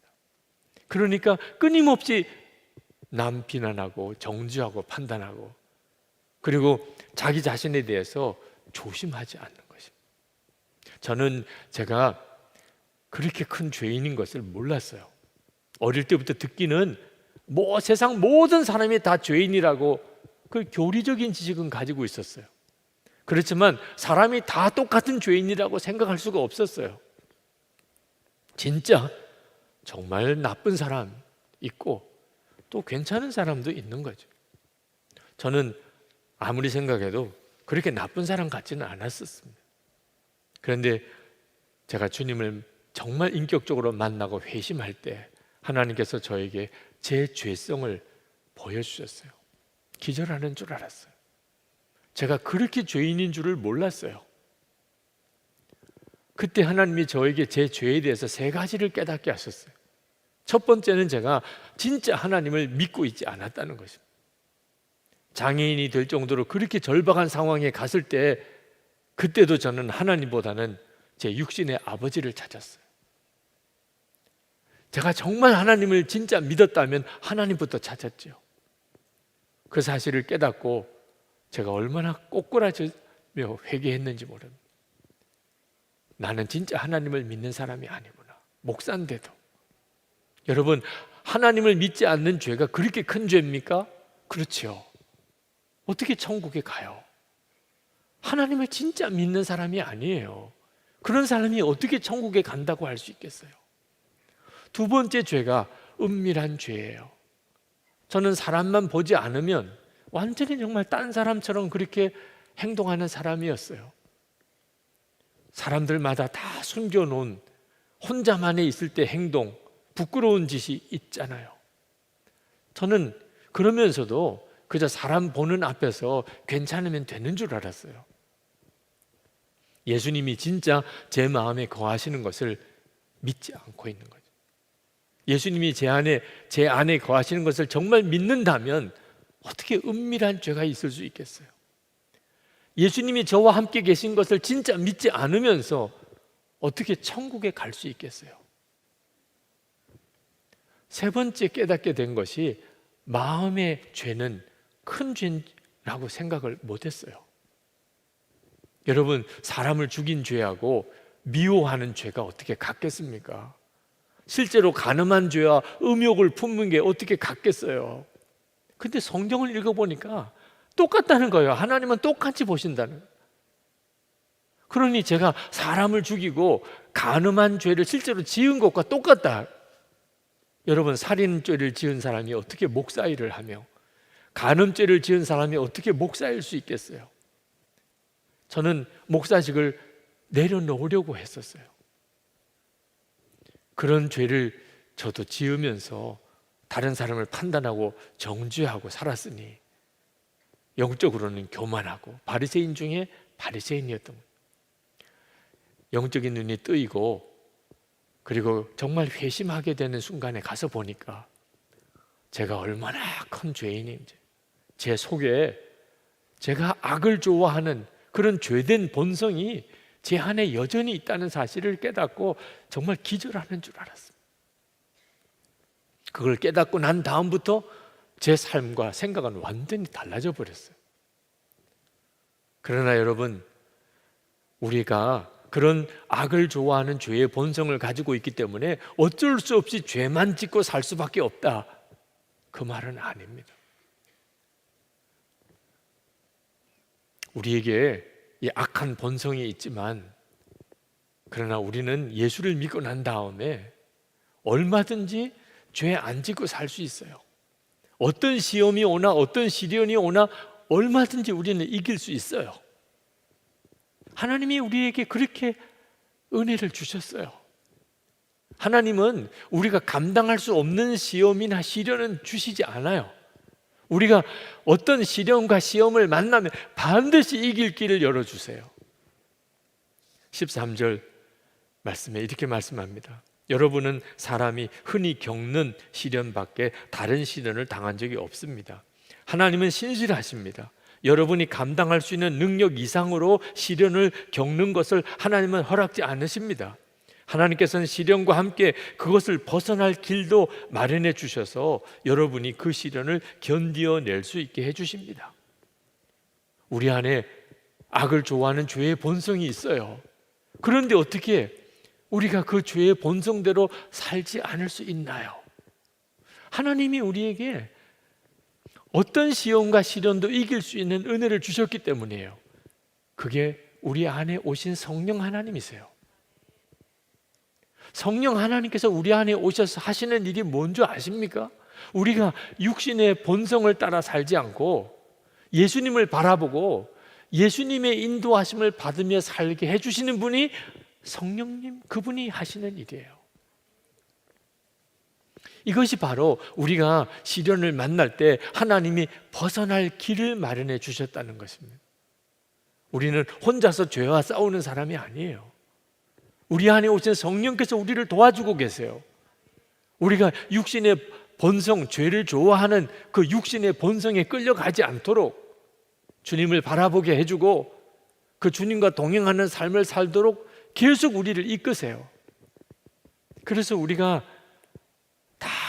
죄의 본성을 가지고 있긴 하지만 예수 그리스도를 붙잡으면 우리는 시련도 시험도 능히 이기고 그리고 죄에서도 승리하는 삶을 사는 것입니다.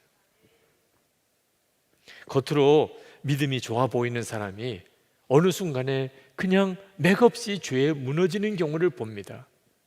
이유가 뭘까요? 예수님을 믿기는 하지만 예수님과 실제적으로 친밀히 동행하는 삶을 살지 못하기 때문에 그렇습니다. 그렇기 때문에 그는 사실 겉으로는 아주 믿음이 있는 사람처럼 보이지만 속으로는 끊임없이 자기밖에 생각을 못해요.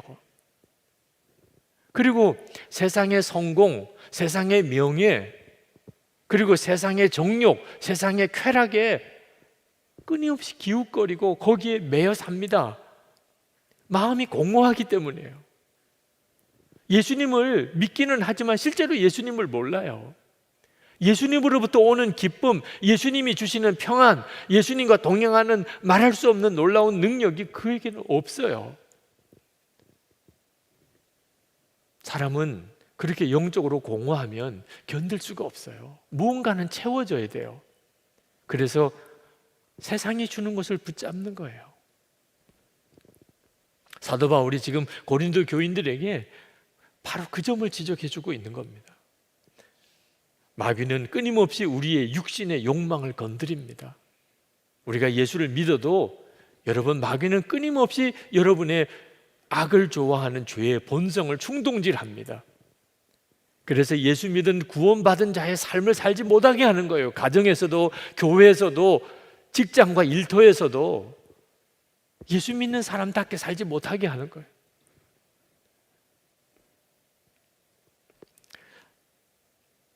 그러므로 우리가 예수를 믿었으면 예수님과 우리가 정말 한 몸이 되었다는 사실을 항상 분명하게 하고 살아야 합니다. 그래서 나는 죽고 예수로 살라고 말씀을 드리는 겁니다. 주님은 우리가 계속 주님과 우리가 한 몸인 것을 계속 확인시켜 주시려고 우리에게 허락하신 것이 성찬입니다. 성찬은 예수님의 살과 피를 먹고 마시면서 주님과 내가 한 몸인 것을 계속 확인하는 은혜의 시간입니다. 16절에 우리가 축복하는 축복의 잔은 그리스도의 피에 참여함이 아닙니까? 우리가 떼는 빵은 그리스도의 몸에 참여함이 아닙니까?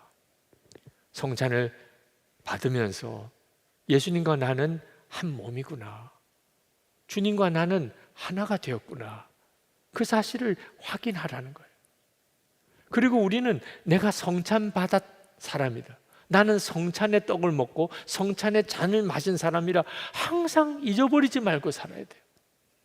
가정에서 부부 사이에든 부모 자녀 사이에든 형제 사이에든 교회에서 성도들끼리 만나서 교회에서 교제하든 또는 여러분 직장에서 또는 사업의 현장에서 누구를 만나든 나는 성찬을 받은 사람이에요. 주님의 살과 피를 먹고 마신 사람이에요. 잊어버리지 말라는 거예요. 성찬에는 또 놀라운 역사가 있는데 그것은 성찬을 함께 나눈 성도들끼리 한 몸이 된다는 거예요. 17절 말씀에 빵이 하나이므로 우리가 여럿일지라도 한 몸입니다. 그것은 우리가 모두 그 한 덩이 빵을 함께 나누어 먹기 때문입니다. 와, 정말 너무너무 놀라운 일 아닙니까? 여러분이 성찬을 받은 사람은 다 예수님과 하나이듯이 함께 성찬 받은 여러분 모두가 다 한 몸이에요. 나 따로 그 사람 따로 있는 게 아닙니다. 이것이 바로 교회의 비밀이고 교회의 영광이에요. 성찬을 통해서 우리는 다 한 몸이에요. 혹시 여러분 중에 나는 다른 교인들과 그렇게 한 몸 되기 싫습니다, 나는 그것을 받아들일 수가 없어요, 그런 분도 있을 수 있을 거예요. 그건 여러분의 자유입니다. 그러나 만약에 여러분이 함께 성찬을 받은 다른 사람과 한 몸 되기를 여러분이 거부한다면 주님과 여러분이 한 몸 되는 것도 기대하지 말아야 돼요. 여러분이 다른 성도와 한 몸 되는 게 쉽겠습니까? 주님과 여러분이 하나가 되는 게 쉽겠습니까? 주님과 여러분이 하나가 된다는 것은 우리가 서로 하나 되는 것과 비교할 수 없이 엄청나고 놀라운 일이에요. 교회, 너무너무 중요한 하나님의 비밀이에요. 교회 정말 무슨 일이 있어도 지켜야 해요. 여러분, 성찬을 어디서 받았겠습니까? 동사무소 가서 받습니까? 극장 가서 받을 겁니까? 교회 외에는 성찬을 받을 데가 없어요. 그러므로 교회 공동체를 지켜가는 일은 정말 우리에게는 생명처럼 중요한 것이에요. 사도 바울은 이 일을 귀신에게 제사하는 사람도 귀신과 한 몸이 된다는 것으로 우리에게 아주 경각심을 가르쳐 주고 있어요. 여러분, 우상숭배 죄가 왜 그렇게 심각한 죄입니까? 우상과 귀신과 한 몸이 되었다는 뜻을 가지고 있기 때문에. 그래서 이스라엘 백성들이 광야에서 우상숭배하고 그들이 다 죽은 거예요. 20절, 21절에 여러분이 귀신과 친교를 가지는 사람이 되는 것을 나는 바라지 않습니다. 여러분은 주님의 잔을 마시고 아울러 귀신들의 잔을 마실 수는 없습니다. 여러분은 주님의 식탁에 참여하고 아울러 귀신들의 식탁에 참여할 수는 없습니다. 우상 숭배하는 신전에 가서 거기서 제사하고 그 음식을 같이 나눠 먹고, 그건 귀신과 교제하는 거예요. 성찬 받고 또 귀신의 신전에 가서 거기서 제물을 같이 먹는 이 일은 같이 할 수가 있는 게 아니라는 거예요. 그러나 여러분, 꼭 우상숭배가 신전에 가서 또는 제사 드릴 때 귀신에게 절하는 것만 우상숭배가 아니라는 걸 알아야 합니다. 탐심, 세상에다가 절을 하는 거예요. 탐심을 가지고 있는 것 자체가 우상숭배라는 거예요. 골로새서 3장 5절에 그러므로 땅에 있는 지체를 죽이라. 곧 음란과 부정과 사욕과 악한 정욕과 탐심이니 탐심은 우상숭배니라. 우리가 신전에 가서 절은 안 해도 얼마든지 세상에 절하고 살 수 있어요. 탐심 때문에, 정욕 때문에, 내 이기적인 욕망 때문에 세상에다가 절하고 그렇게 산다면 그 말은 우리 안에 오신 주님을 멸시하는, 모독하는 정말 무서운 일인 거예요. 22절 말씀에 우리가 주님을 질투하시게 하려는 것입니까? 우리가 주님보다도 더 힘이 세다는 말입니까? 그래서 예수님을 믿어도 좀 분명하게 믿자는 거예요. 여러분, 예수님을 믿되 적당하게 믿을 생각하시면 안 됩니다. 그래서 나는 죽고 예수로 산다고 말하는 거예요. 24시간 예수님을 바라보라고 하는 거예요. 매일 일기를 쓰면서 그렇게 주님과 동행하는 삶을 계속 점검하고 살으라. 그리고 그것을 서로 나누면서 그 삶을 계속 함께 살아가시라고 그렇게 권하는 겁니다. 제가 그렇게 하는 것 때문에 어떤 분들은 저를 너무 지나치다고 말하는 분들도 있는 것 같아요. 여러분, 제가 그렇게 지나친 겁니까? 여러분, 은밀한 죄를 짓는 사람의 그 심령의 고통을 아십니까? 아마 이 자리에도 그런 분이 있으실 거예요. 여러분, 영적인 공허함 때문에 위선자의 삶을 사는 사람의 그 심령의 고통을 아십니까? 여러분, 진짜 마귀가 우는 사자처럼 그렇게 삼킬자를 두루 돌아다니고 있다는 사실을 진짜 믿습니까? 그렇다면 저를 지나치다고 말할 사람 아무도 없을 거예요. 우리를 육신의 죄에 끌려 살지 않게 하려고 예수님은 우리 위해서 십자가에 달려 피 흘려 죽으셨어요. 그리고 그뿐만 아니고 우리 안에 오셔서 우리의 생명이 되시고 우리와 늘 동행하시고 우리와 한 몸이 되셔서 우리를 죄와 저주에서 우리를 건지시려고 우리 안에 오셨어요. 이것이 진짜 사실이라면 주님이 정말 그렇게 하신 거라면 항상 주님을 바라보고 나는 죽고 예수로 삽니다 고백하고 매일매일 내가 오늘도 얼마나 주님과 동행했는지를 점검하며 사는 일이 어떻게 지나치다고 말할 수 있겠어요? 저는 제 안에 죄의 시한폭탄이 있다는 사실을 압니다. 한순간에 저는 죄에 무너질 수 있는 존재예요. 육신을 가지고 사는 사람은 그렇지 않은 사람이 없어요. 그 사실을 제가 분명하게 아니까 저는 24시간 주님을 붙잡고 살려고 하는 거예요. 그 길만이 제가 넘어지지 않는 길이니까요. 베드로가 물 위를 걸었잖아요. 주님을 바라보았기 때문에. 그렇지만 그가 갑자기 닥쳐오는 파도를 보고 주님을 바라보는 눈을 놓치니까 한순간에 바닷속에 빠져들어가 버렸어요. 우리가 늘 겪는 일이에요. 계속 주님을 바라보면 어떤 시험도 어떤 시련도 능히 이겨낼 수 있어요. 그러나 주님을 바라보는 눈이 그만 다른 곳으로 돌아가면 내가 그런 사람이었나? 나도 놀래고 내 주변에 있는 사람도 놀랄 만큼 그런 정말 비참한 자리에 빠져버리게 되는 거예요. 여러분은 정말 놀라운 은혜를 받은 사람이에요. 예수님이 여러분 위해 십자가에 죽으셨어요. 하나님은 여러분 위해 독생자를 주셨어요. 주님은 우리 마음에 오셔서 우리의 생명이 되어 주셨어요. 그러면 이제 진짜 당연히 주님 붙들고 살아야 돼요. 우리 자신의 육신은 나를 어떻게 끌고 갈지 몰라요. 마귀가 우리 육신을 통해서 나에게 얼마나 무섭게 계속 유혹하고 시험하고 시련을 주고 충동하는지 모릅니다. 오늘 우리 이 시간 같이 기도하십시오. 하나님, 저는 정말 악을 좋아하는 죄의 본성이 여전히 있는 자입니다. 제가 그것을 절대로 잊어버리지 않게 되기를 원합니다. 저는 주 예수님만 붙잡습니다. 가정에서도 교회에서도 일터에서도 저는 주님만 붙잡으려고 합니다. 주님만 바라보려고 합니다.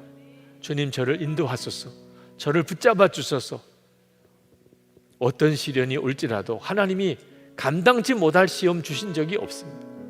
그리고 반드시 시련을 주실 때는 피할 길을 함께 열어주십니다. 그분이 주 예수님이십니다. 주님, 저를 주님께 부탁드립니다. 우리 통성으로 기도하겠습니다. 오늘 우리에게 주시는 하나님의 말씀은 고린도전서 10장 23절에서 11장 1절까지 말씀입니다. 모든 것이 다 허용된다고 사람들은 말하지만 모든 것이 다 유익한 것은 아닙니다. 모든 것이 다 허용된다고 사람들은 말하지만 모든 것이 다 덕을 세우는 것은 아닙니다. 아무도 자기의 유익을 추구하지 말고 남의 유익을 추구하십시오. 시장에서 파는 것은 양심을 위한다고 하여 그 출처를 묻지 말고 무엇이든지 다 먹으십시오. 땅과 거기에 가득 찬 것들이 다 주님의 것이기 때문입니다.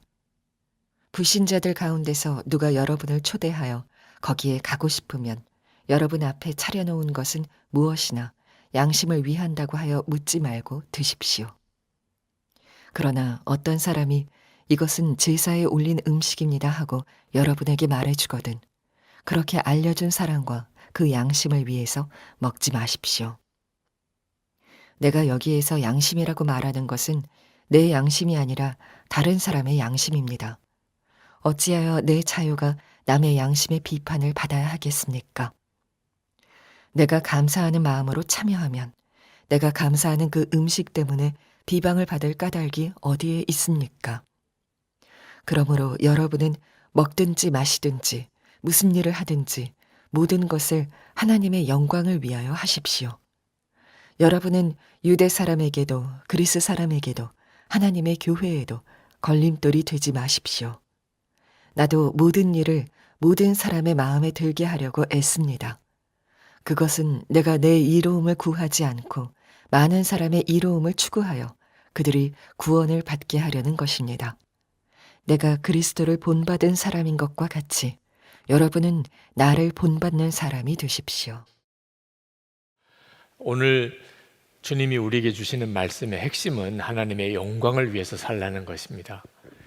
31절 말씀에 사도 바울이 말씀합니다. 그러므로 여러분은 먹든지 마시든지 무슨 일을 하든지 모든 것을 하나님의 영광을 위하여 하십시오. 하나님의 영광을 위해서 살라는 말씀은 너무나 당연하고 우리 모두가 다 옳은 말씀이라고 다 인정하는 내용입니다. 그래서 어쩌면 좀 진부하게 느껴질 그런 내용이기도 합니다. 그렇지만 대단히 중요합니다. 우리에게 있어서 심각할 정도로 중요합니다. 우리가 예수를 믿고도 우리의 삶에 여러 가지 문제가 많이 생기는 이유는 우리가 모든 것을 하나님의 영광을 위해서 하지 않기 때문에 그렇습니다. 여러분, 한번 여러분 자신의 삶을 한번 돌아보시기 바랍니다. 우리가 어려운 때를 만나서 이 어려움을 극복해 보려고 얼마나 노력합니까? 정말 열심히 살지 않아요? 그런데 모든 것을 하나님의 영광을 위해서 살기로 그렇게 신경 쓰고 기도하고 사십니까? 안타깝게도 많은 그리스도인들이 하나님의 영광을 위해서 살아야 된다는 생각 자체를 잊어버리고 삽니다. 또 안타깝게도 하나님의 영광에 대하여 굉장한 오해가 있습니다. 그래서 하나님의 영광을 위해서 산다고 하면서도 실제로는 하나님의 영광을 가리는 일이 많이 생깁니다. 제가 교육 목사로서 우리 아이들, 학생들을 지도할 때 1년 중에서 가장 어려웠던 때가 언제냐면 대학 입시철이 끝날 때입니다. 고3 학생들 또 재수생들, 입시생들이 대학 입시철이 끝나면 교회 안 나오는 아이들이 굉장히 많아집니다. 불합격한, 대학 입시에서 불합격한 아이들입니다. 그 아이들은 스스로 하나님의 영광을 가렸다고 생각합니다. 내가 예수 믿는 사람으로서 대학 정도는 너끈히 합격을 해야 될 텐데 불합격한 바람에 하나님의 체면을 깎았다, 그렇게 생각을 하는 겁니다. 또 어떤 아이들은 하나님이 진짜 살아계시고 하나님이 복을 주시고 사랑하신다면 왜 내가 대학에 합격하도록 해주지 않으시나. 그래서 신앙의 좌절과 시험에 빠져 교회를 안 나오는 친구들이 상당히 많아지는 겁니다. 입시생들 뿐만 아니고 제가 군목으로 있을 때 우리 군인 가족들도 진급철만 되면 똑같은 홍역을 앓습니다. 우리 예수를 믿는 기독교인 우리 군인 가족들 또 간부들 진급에서 누락이 되면 그러면 하나님의 체면을 자기가 손상시켰다고 그런 영적인 좌절에 빠집니다. 또는 왜 하나님이 예수 믿는 나를 진급에 누락시켜 그렇게 어려움을 겪게 하나. 하나님에 대한 원망으로 인해서 시험에 빠지는 사람도 생깁니다. 사업을 하는 사람들, 직장생활 하는 사람들 다 똑같은 문제에 빠져 있습니다. 여러분, 우리가 하나님의 체면을 세워드려야 된다고 생각하는 것, 이거 불가능한 일입니다. 도대체 우리가 어떻게 그 일을 할 수 있겠어요? 그러니 예수 믿는 것도 굉장히 무거운 짐처럼 느껴지는 겁니다. 내가 예수를 믿으니 모든 게 다 잘 돼야 된다는 강박관념에 사로잡혀져 있는 겁니다. 또 하나님이 나를 사랑하는 증거를 내가 부자가 되고 사업에 성공하고 또는 시험에 합격하고 또는 진급하고 이걸 증거로 삼으려고 하는 분들이 있습니다. 이런 걸 율법주의자라고 말하는 겁니다. 교회 다니면서도 예수를 믿으면서도 왜 그렇게 돈 하느냐? 왜 사람들 앞에 다 잘 되기만을 보여주려고 하느냐? 이유는 하나님이 나를 사랑하신다는 것을 그것을 통해서 증명하려고 하기 때문에. 하나님이 나를 사랑하셔. 그러니 합격했잖아. 그러니 부자가 됐잖아. 그러니까 내가 이런 진급했잖아. 만약에 내가 진급하지 못하고 실패하고 불합격하고 또 사업에 실패하면 하나님이 나를 버리신 거가, 하나님이 나를 사랑 안 하시나 보다. 그래서 신앙생활 자체가 무거운 짐처럼 느껴지고 교회 안에도 꼭 세상 분위기가 감도는 겁니다. 하나님이 어떻게 영광을 받으시는 것인 줄을 정확히 모르기 때문에 그렇습니다. 그러면 도대체 어떻게 하는 것이 하나님께 영광 돌리는 일일까요? 예수님께서 하나님께 영광 돌리는 일은 어떻게 하는 것인지를 명확하게 말씀하셨습니다. 마태복음 5장 16절에서 이렇게 말씀하셨습니다. 이같이 너희 빛이 사람 앞에 비치게 하여 그들로 너희 착한 행실을 보고 하늘에 계신 너희 아버지께 영광을 돌리게 하라. 여러분, 하나님께 영광을 돌리는 일은 사람들이 우리의 착한 행실을 보고 하나님께 영광을 돌리는 것이라는 겁니다. 우리가 진급을 했거나 합격을 했거나 부자가 됐거나 그래서가 아니고 착한 행실을 보고 저 사람들 진짜 하나님을 믿는 사람인가 봐, 이렇게 된다는 겁니다. 사도 바울은 이것을 이렇게 표현을 했습니다. 24절에 아무도 자기의 유익을 추구하지 말고 남의 유익을 추구하십시오. 이 사람이 예수님을 진짜 믿는 사람이고 하나님께 영광 돌리는 사람입니다. 자기 유익을 구하지 않고 다른 사람의 유익을 구하는 사람. 고린도전서 10장 하반부에서 사도 바울은 이것을 제사 드렸던 고기, 음식을 먹어도 되느냐 안 되느냐 하는 문제에 적용을 합니다. 여러분, 우리가 예수를 믿으면 이제는 어떤 음식을 먹고 안 먹고의 자유함을 얻게 됩니다. 제사 드렸던 음식인데 괜찮습니다. 여러분, 귀신에게 바쳐진 제물이라고 궁극적으로 하나님의 것이 아닙니까?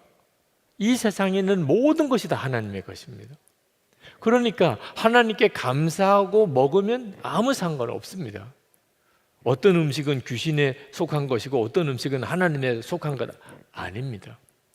이것이 바로 예수를 믿음으로 우리에게 주어지는 놀라운 자유입니다.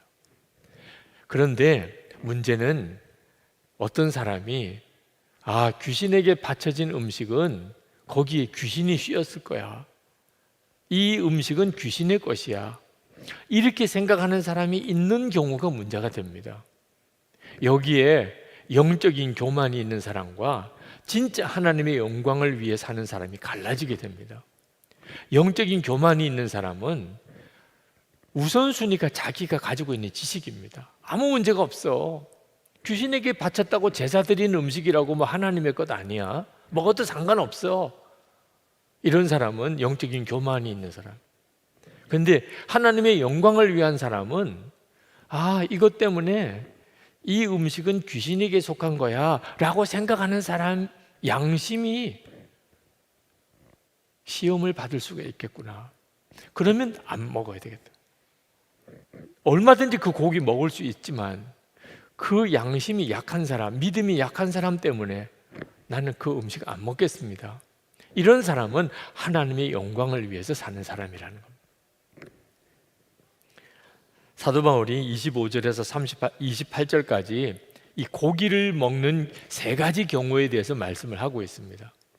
시장에 가서 고기를 사서 먹을 경우에 그 고린도시의 시장에 나오는 고기는 하나는 그냥 고기를 팔려고 그런 가축을 잡아서 시장에 내놓은 고기도 있고, 또 하나는 신전에 바쳤던 고기가 시장에 나와서 판매가 되는 경우가 있었습니다. 그런데 그 고기를 살 때 이 고기가 어떤 고기요, 어디서 온 고기요 묻지 말고 그냥 이거 얼마입니까 해서 자기가 원하는 고기를 사서 그냥 먹으면 상관이 없다는 거예요. 그 고기가 도대체 어디서 온 건지 묻지 말라는 거예요. 의미가 없으니까. 또는 불신자가 집에 초청을 했습니다. 근데 갔더니 아주 고기 요리를 해서 내왔어요.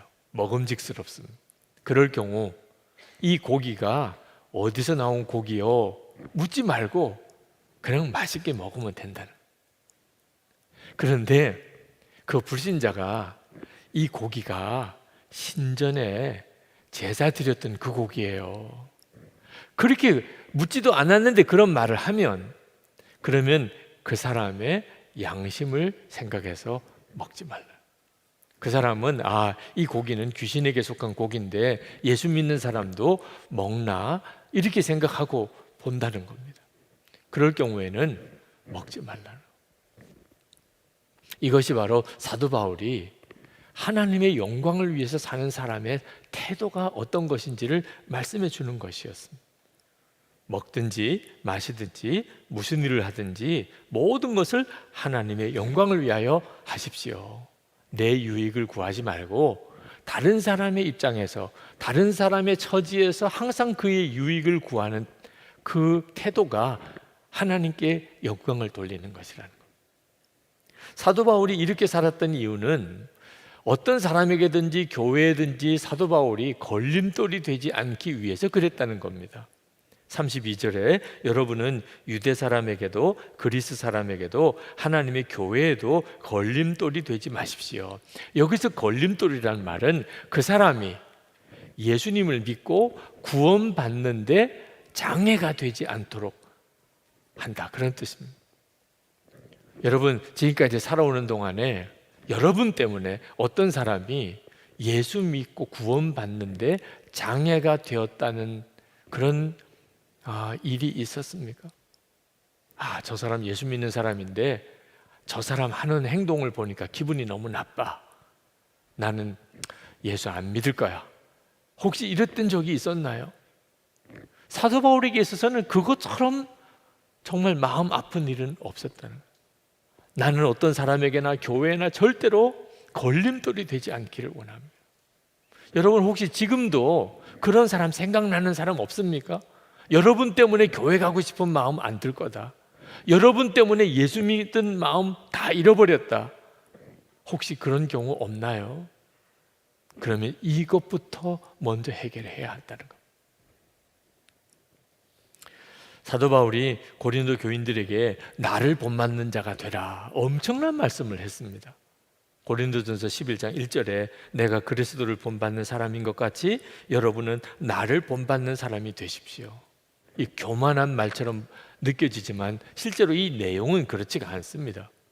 사도 바울은 예수님을 본받아 살려고 했다는 겁니다. 내가 그리스도를 본받는 것처럼. 예수님이 어떤 분이십니까? 우리를 구원하려고 당신은 십자가에 죽으신 분이죠. 그게 예수님이 하신 일입니다. 사도 바울은 예수님의 마음을 품고 그도 예수님처럼 그렇게 살고 싶었어요. 내가 죽는 일이 있어도 다른 사람을 구원하고 싶다는, 내 유익을 포기하고 다른 사람의 유익을 구하여 그 사람이 예수 믿고 구원받게 하고 싶다. 사도 바울은 그렇게 살았다는 거예요. 고린도에서 그렇게 목회했다는 겁니다. 그러면서 고린도 교인들에게 여러분들도 그렇게 사시기를 바랍니다. 자기 유익을 포기하고 다른 사람의 유익을 구하여 그 사람이 예수 믿도록, 어떻든지 그 사람이 구원받도록 그렇게 사십시오. 그게 사도 바울이 하고 싶은 말이었습니다. 33절, 나도 모든 일을 모든 사람의 마음에 들게 하려고 애씁니다. 그것은 내가 내 이로움을 구하지 않고 많은 사람의 이로움을 추구하여 그들이 구원을 받게 하려는 것입니다. 이것은 우리에게 주시는 말씀입니다. 여러분이 꼭 이렇게 살아야 합니다. 그러면 정말 잘 사는 겁니다. 하나님이 반드시 역사합니다. 여러분의 가정, 여러분의 교회, 여러분의 일터에 하나님이 반드시 역사합니다. 내 유익을 구하지 않고 다른 사람의 유익을 구하여 그로 하여금 그도 예수 믿고 구원받게 하는, 그게 우리의 삶의 원칙이 되어야 한다는 겁니다. 우리가 예수님을 믿으면 자유함을 얻습니다. 복음의 핵심이 자유입니다. 죄에서 자유함을 얻고 마귀에게서부터 자유함을 얻고 율법에서부터 자유함을 얻습니다. 그런데 여러분, 이 자유는 아무거나 다 해도 되는 자유를 말하는 게 아닙니다. 이 자유는 하나님의 뜻대로 살 수 있는 자유, 죄 짓지 않고 살 수 있는 자유, 원수도 사랑할 수 있는 자유, 내 유익을 구하지 않고 다른 사람의 유익을 구하며 살 수 있는 자유를 말하는 겁니다. 여러분, 누구나 다 그렇게 살 수 있는 거 아닙니다. 어떻게 사람이 항상 하나님의 뜻을 위하여 살고, 어떻게 사람이 죄 안 짓고 살고, 어떻게 사람이 원수도 사랑하고, 어떻게 사람이 자기 유익을 구하지 않고 남의 유익을 위해서만 살 수 있겠습니까? 진짜 예수 믿는 사람, 예수님의 생명으로 사는 사람 아니고서는 그렇게 살 수 있는 사람이 없습니다. 사도 바울이 그렇게 살았던 것은 예수님을 정말 마음에 영접하고 예수님이 사도 바울과 동행하는 삶, 그래서 항상 주님을 바라보며 살았기 때문에 그렇게 살았던 것입니다. 독일에 가면 우리 크리스찬 공동체, 유명한 공동체가 하나 있는데 마리아 자매회라는 공동체가 있습니다. 그 공동체를 설립하신 분이 바실리아 슐링크 여사입니다. 이 바실리아 슐링크 여사에게 아주 가시 같은 자매가 있었습니다. 신앙적으로도 온전치 못하고 말과 행동에도 문제가 많고 항상 공동체를 깨트리고 바실리아 슐링크 여사의 마음에 큰 상처를 준 그런 자매였습니다. 그 자매를 바로잡아 보려고 아무리 애를 써도 불가능한 일 같았습니다. 그 자매와 관계가 바로 될 수가 도무지 없었어요. 그래서 포기해 버렸습니다. 이 자매는 도무지 구제불능이구나. 그러나 여러분도 다 경험으로 아시겠지만 우리에게 이처럼 관계가 깨어진 사람이 생기면 고통스러움이 옵니다. 그게 너무너무 고통스러워서 하나님께 그 자매를 고쳐달라고, 바로 잡아달라고 간절히 기도를 했는데 깜짝 놀라는 거죠. 하나님은 그 자매의 잘못을 말씀하시는 게 아니고 바실리아 슐링크 여사의 잘못을 지적하셨어요. 충격을 받았습니다. 주님이 이렇게 말씀하셨습니다. 변화해야 할 사람은 바로 너다. 너는 모든 것이 그 자매의 잘못이라고 생각하지, 내 잘못이 있을 수 있다는 것을 생각하지 못한다. 가장 큰 계명 중 하나가 내 이웃을 내 몸과 같이 사랑하라 하는 것이 아니냐. 그 자매를 향한 너의 사랑이 어디 있느냐. 너는 그를 더 이상 사랑하지 않는다. 사랑하지 않는 것이 죄다. 다른 사람을 용서하지 않는 것은 가장 심각한 죄 중에 하나이며 하나님의 나라에 들어가지 못하게 하는 죄다. 너는 비난하는 자 사탄이 너를 자기 편으로 끌어들이도록 허용하고 있다. 너의 마음속에 비난이 계속 있기 때문이다. 너는 이 자매가 상당히 정서적으로 불안정하다는 것을 알지 않느냐. 너는 사랑과 용서로 극복했어야 했지만 그렇게 하지 못했다.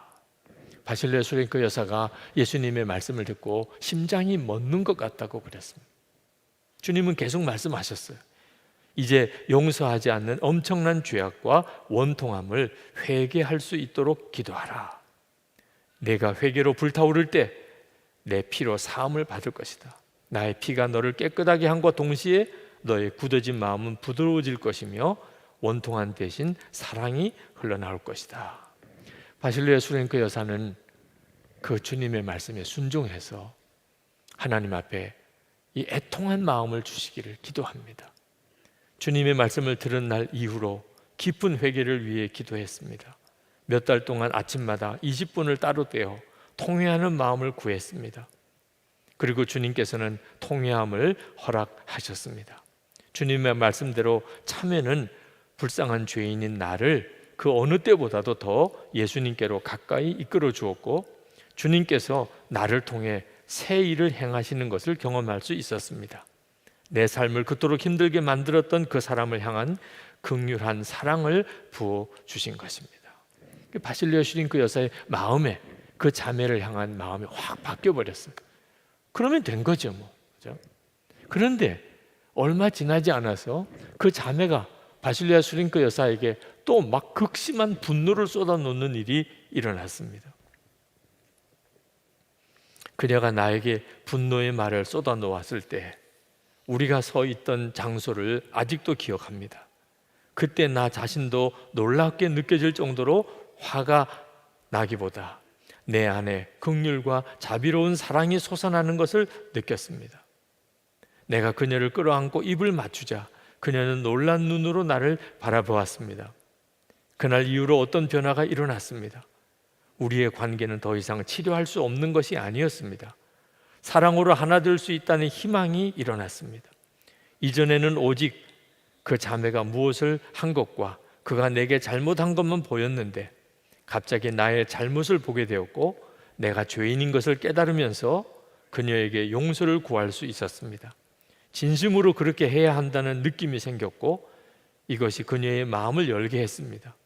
시간이 지나면서 우리의 관계는 점점 더 좋아졌고 그녀도 완전히 변했습니다. 여러분, 이 바실리아가 슈링크 여사의 이 고백과 간증을 들으면서 여러분의 마음속에 어떤 느낌이 있을 거예요. 이 고백과 간증을 통해서 여러분에게 어떤 감동이 느껴졌을 거예요. 그게 뭐지요? 그게 바로 하나님의 영광이 드러나는 거죠. 주님이 하셨구나. 이건 주님만이 하실 수 있는 일이야. 그게 깨달아지는 순간에 은혜가 오고 감동이 일어나는 것입니다. 이렇게 하나님의 영광이 드러나는 것입니다.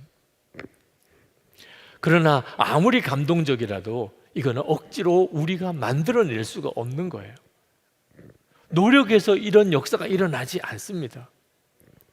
이 일은 오직 한 경우에만 일어나요.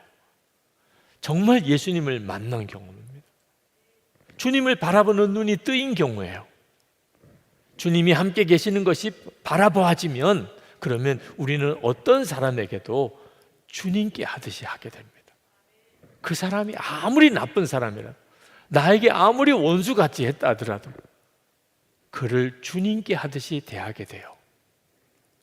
에베소서 6장 7절에 기쁜 마음으로 섬기기를 주께 하듯 하고 사람들에게 하듯 하지 말라. 여러분, 오늘 저녁에 가족들과 함께 식사를 할 수 있을 겁니다. 여러분, 내일 또 출근해야 될 것이에요. 혹시 어떤 분들은 오늘 오후에 운동을 할 수도 있겠지요. 여러분, 어떤 일을 하든지 간에 항상 명심해야 될 것은 하나님의 영광을 위해서 해야 된다. 이걸 잊어버리면 안 돼요. 하나님의 영광을 위해서 내가 해야 된다. 무엇을 하든지 누구를 대하든지 하나님의 영광을 위해서 해야 된다. 그러니까 하나님의 영광을 위해서 한다는 게 어떻게 하는 거죠? 내 유익을 구하지 않고 다른 사람의 유익을 구하는 것입니다. 저는 제가 목사로서 하나님의 영광을 가로채는 사람이 될까 봐 그 점이 가장 두렵습니다. 한때는 저는 목사님은 성품이 너무 좋아요. 목사님은 목회를 참 잘하시네요. 목사님은 설교를 정말 잘하시네요. 그런 말을 듣는 것을 은근히 좋아했었어요. 근데 그것이 지금은 너무나 두렵습니다. 왜냐하면 그 말은 제가 나도 모르게 예수님을 가로막고 있다는 뜻이고 사람들에게 저를 주목하게 하고 예수님을 제가 가로막고 있는 존재라는 뜻이니까 그런 말이 이제는 칭찬이 아니고 두려운 말이 됩니다. 제가 듣고 싶은 말이 있기는 해요. 목사님은 정말 예수님을 바라보시는 분이군요. 그런 말은 듣고 싶어요. 저를 통해서 그 사람이 예수님을 바라보고 생각하게 될 수 있다면 주의 종으로서 할 수 있는 정말 최고의 일이 되리라고 생각이 드는 겁니다. 여러분들도 항상 기억하셔야 됩니다. 하나님의 영광을 위하여 내가 살아야 하겠다. 그러려면 지금 현재 여러분의 위치가, 지위가, 능력이 어떠한지는 문제가 되지 않아요. 여러분이 성공한 사람인지 실패한 사람인지 그것도 문제가 되지 않아요. 오직 여러분이 자기 유익을 구하지 않고 남의 유익을, 다른 사람의 유익을 구해서 사느냐, 그것만 문제가 될 뿐이에요. 여러분, 언제나 주님을 바라보는 사람 되어야 합니다. 주님이 뭘 원하시는지만 항상 생각해야 합니다. 그 다음에 주님이 여러분의 인생을 책임지세요. 주님께서 하신 말씀 한 구절을 읽고 오늘 말씀을 마무리하려고 합니다. 마태복음 5장 39절부터 말씀입니다. 나는 너에게 이르노니 악한 자를 대적하지 말라. 누구든지 내 오른편 뺨을 치거든 왼편도 돌려대며 또 너를 고발하여 속옷을 가지고자 하는 자에게 겉옷까지도 가지게 하며 또 누구든지 너로 억지로 오리를 가게 하거든 그 사람과 심리를 동행하고 내게 구하는 자에게 주며 내게 꾸고자 하는 자에게 거절하지 말라. 또 내 이웃을 사랑하고 내 원수를 미워하라 하였다는 것을 너희가 들었으나 나는 너희에게 이르노니 너희 원수를 사랑하며 너희를 박해하는 자를 위하여 기도하라. 이같이 한즉 하늘에 계신 너희 아버지의 아들이 되리니 이는 하나님이 그 해를 악인과 선인에게 비추시며 비를 의로운 자와 불의한 자에게 내려 주십니다. 여러분이 정말 하나님의 사랑하는 아들이요 딸이라는 것만 사람들에게 분명히 드러낼 수 있다면 정말 잘 사시는 거예요. 그 다음에는 하나님이 하십니다. 여러분 자신의 유익을 구하지 않고 가정에서 가족들, 다른 배우자를 위해, 부모를 위해, 자녀를 유익을 위해서 사는 것이 우리가 사는 유일한 방법. 교회 안에서 성도들 사이에 내 유익을 구하지 않고 내 주장, 내 고집을 내세우지 않고 상대방을 항상 배려하며 사는 것입니다. 그것이 가장 주님 앞에 잘 사는 것입니다. 세상에 나가서도 여러분이 그렇게 살아서 여러분의 그 착한 행실을 보고 사람들이 하나님께 영광을 돌리게 되기를 축복합니다. 이 시간에 우리 기도하십시다. 하나님, 제가 더 이상 저 자신의 유익에 연연하지 않게 되기를 원합니다. 가정에서, 교회에서, 일터에서 이제는 다른 사람의 유익을 위해서 살겠습니다. 그래서 그 사람들이 하나님께 영광을 돌리게 되기를 원합니다. 그렇게 나를 쓰시기를 원합니다. 기도합시다.